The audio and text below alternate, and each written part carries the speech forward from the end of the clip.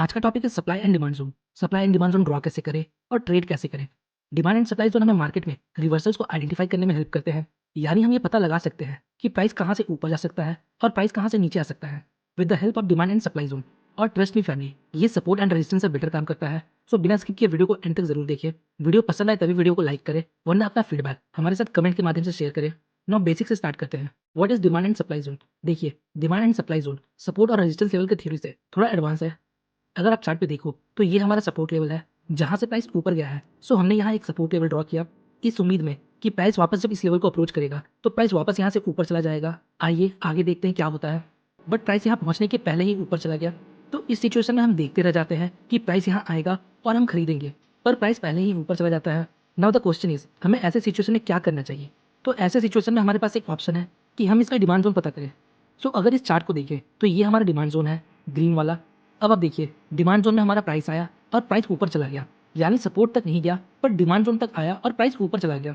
सो अगर हम demand zone को ड्रॉ करना सीख जाते हैं तो हम ये पता लगा सकते हैं कि मार्केट कहाँ से ऊपर जा सकता है। डिमांड जोन कैसे ड्रॉ करना है अभी मैं आपको इसी वीडियो में बताऊंगा, बट उसके पहले थोड़ा और चीज़ों को समझते हैं। नेक्स्ट है सप्लाई जोन। तो सप्लाई जोन क्या होता है।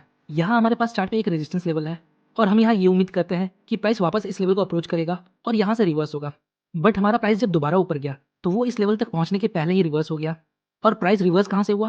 प्राइस इस सप्लाई जोन से रिवर्स हुआ। ये जो रेड कलर का बॉक्स है ये हमारा सप्लाई जोन है और प्राइस यहाँ से नीचे आ गया। सो ये हमारे लिए बेस्ट अपॉर्चुनिटी है कि हम डिमांड एंड सप्लाई लेवल को मार्क करके सपोर्ट और रेजिस्टेंस लेवल से बेहतर ट्रेड ले सकें। बट इसका मतलब ये बिल्कुल नहीं है कि सपोर्ट और रेजिस्टेंस लेवल बेकार है। सपोर्ट और रेजिस्टेंस लेवल के अपने अलग बेनिफिट्स हैं। सो आइए अब समझते हैं कैसे हम डिमांड एंड सप्लाई जोन को मार्क करते हैं। अगर आप चार्ट को देखो तो ये हमारा सपोर्ट लेवल है, बट अगर हम प्राइस को देखें तो आप देख सकते हो प्राइस पहले ही यहाँ से रिवर्स हो गया। तो हम कैसे पता करें कि डिमांड जोन कौन सा है। कुछ नहीं करना, ये बहुत आसान है। Demand and supply zone mark करना बहुत आसान है। आइए समझते हैं कैसे। तो जिस कैंडल में हमारा सपोर्ट लेवल क्रिएट हुआ है उस कैंडल के बॉडी के साइज का नॉर्मली हम एक डिमांड जोन ड्रॉ करेंगे, कुछ इस प्रकार। नाउ अब देखिए, इसी कैंडल के बॉडी साइज का हमने एक डिमांड जोन क्रिएट किया और प्राइस फिर इसी रीजन से ऊपर चला गया। देखिए, आपको ये बात समझना चाहिए कि प्राइस जो होता है वो सपोर्ट लेवल से पहले भी मूव कर सकता है, क्योंकि सपोर्ट और रेजिस्टेंस लेवल कोई मैजिकल लाइन नहीं है कि प्राइस उसी लाइन से रिवर्स होगा। ये एक जोन होता है, क्योंकि प्राइस का सपोर्ट या रेजिस्टेंस लेवल तक पहुंचने के पहले ही लोगों के सेंटीमेंट में चेंजेस आना शुरू हो जाते हैं, जिस वजह से डिमांड एंड सप्लाई जोन हमें बेटर रिजल्ट देते हैं। इसी तरह हम सप्लाई जोन भी ड्रॉ कर सकते हैं। यहाँ आप देख सकते हो ये हमारा रेजिस्टेंस लेवल है। नाउ अब यहाँ देखिए, यहाँ कैंडल का विक बहुत लंबा है। तो ऐसे सिचुएशन में जहाँ विक का साइज बहुत ज़्यादा बड़ा होता है वहाँ हम विक को इग्नोर करेंगे। तो यहाँ हम ओपन प्राइस और क्लोजिंग प्राइस के बेस पर एक सप्लाई जोन ड्रॉ कर सकते हैं, कुछ इस प्रकार। तो ये जो हमारा रीजन है ये सप्लाई जोन है, क्योंकि ये हमारा रेजिस्टेंस लेवल था और इसी रेजिस्टेंस लेवल पर जो कैंडल था हमने उसके बेस पर एक सप्लाई जोन ड्रॉ किया। और आप यहाँ देख सकते हो जब प्राइस यहाँ ऊपर गया तो इसी सप्लाई जोन को हिट करके प्राइस नीचे आ गया। अब देखिए, यहाँ कोई फिक्स रूल नहीं है कि एग्जैक्टली हमें किस साइज का demand and supply zone draw करना है। जनरली मैं प्रेफर करता हूँ जो कैंडल का रेंज है उसी साइज का डिमांड एंड सप्लाई जोन हो। अगर विक बहुत लंबा है तो हम विक को इग्नोर करेंगे। आइए अब हम सेकंड वे देखते हैं demand and supply zone draw करने का। So the next way is consolidation. यहाँ आप देख सकते हो प्राइस एक टाइट रेंज में कंसोलिडेट कर रहा है, तो हम इस इंटायर कंसोलिडेशन के बेस पर एक जोन क्रिएट कर सकते हैं, कुछ इस प्रकार। और देखते हैं आगे क्या होता है। प्राइस ऊपर आता है और इस जोन से रिवर्स जाता है, तो हम एक टाइट कंसोलिडेशन के बेस पर भी एक demand and supply zone create कर सकते हैं। आइए एक और एग्जांपल देखते हैं। सो यहाँ आप देख सकते हो मार्केट एक टाइट रेंज में कंसोलिडेट कर रहा है। नेक्स्ट हमने एंटायर रेंज के बेस पर एक डिमांड जोन ड्रॉ किया। नेक्स्ट प्राइस नीचे आता है और फिर इस डिमांड जोन से रिवर्स हो जाता है। अब कुछ की पॉइंट है जिसे आपको याद रखना है।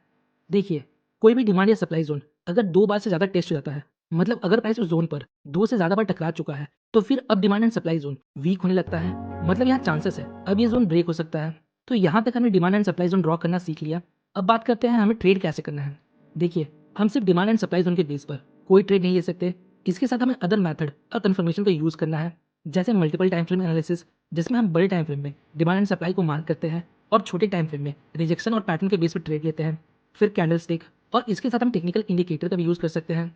तो आज के वीडियो में हम देखेंगे कैसे हम कैंडल स्टिक को डिमांड एंड सप्लाई के साथ कंबाइन करके यूज़ कर सकते हैं, जिसमें हम पिन बार, डोजी और इंगल्फिंग पैटर्न को यूज़ करेंगे। अगर आपको इन कैंडल स्टिक पैटर्न के बारे में नहीं पता तो मैंने ऑलरेडी इन पर वीडियो बनाया है, उन वीडियोज़ का लिंक आपको डिस्क्रिप्शन में मिल जाएगा, तो उन वीडियोज़ को एक बार जरूर देखिए। सो जब भी प्राइस डिमांड लेवल को अप्रोच करता है और उस समय अगर हमें मोमेंटम लॉस देखने को मिलता है, मतलब जैसे जैसे प्राइस डिमांड लेवल के पास आता है वैसे वैसे एवरेज कैंडल का साइज छोटा होता जाता है और फिर हमें डोजी टाइप कैंडल या पिन बार कैंडल मिलता है, तो ये हमारे लिए एक बेटर इंडिकेशन होता है कि अब प्राइस यहाँ से ऊपर जा सकता है। एंट्री हम तब लेंगे जब पिन बार या डोजी का हाई ब्रेक हो जाए with a healthy green candle. उसी तरह जब प्राइस सप्लाई जोन को अप्रोच करता है और उसी समय हमें मोमेंटम लॉस देखने को मिलता है, देन फाइनली हमें डोजी या बेरिश पिन बार देखने को मिलता है। एंट्री हम इसके लो ब्रेक पर लेंगे with a healthy red candle. So आइए कुछ एग्जांपल देखते हैं। यहाँ आप देख सकते हैं हमारे पास एक डिमांड जोन है। चूंकि प्राइस यहाँ से रिजेक्ट होकर ऊपर चला जाता है तो हमने इस कैंडल के बेस पर यहाँ एक डिमांड जोन ड्रॉ किया कुछ इस प्रकार। नेक्स्ट प्राइस वापस इस लेवल को अप्रोच करता है। नाउ यहाँ देखिए जब प्राइस इस लेवल को अप्रोच करता है तो यहाँ कैंडल्स का साइज छोटा होता जाता है जो एक मोमेंटम लॉस का साइन है। नेक्स्ट यहाँ हमारे पास एक बुलिश पिन बार है। अब हमें वेट करना है, अगर एक हेल्दी ग्रीन कैंडल इसके हाई को ब्रेक करके क्लोजिंग दे दे तो हम यहाँ बाई कर सकते हैं। इसी तरह हम अदर बुलिश और बेरिश कैंडलस्टिक के बेस पर डिमांड एंड सप्लाई जोन को ट्रेड कर सकते हैं। आने वाले नेक्स्ट वीडियोस में हम डिफरेंट ट्रेडिंग स्ट्रैटेजीज को देखेंगे जिसमें हम डिमांड एंड सप्लाई जोन को यूज़ करेंगे। आज के लिए इतना ही, मिलते हैं नेक्स्ट वीडियो में।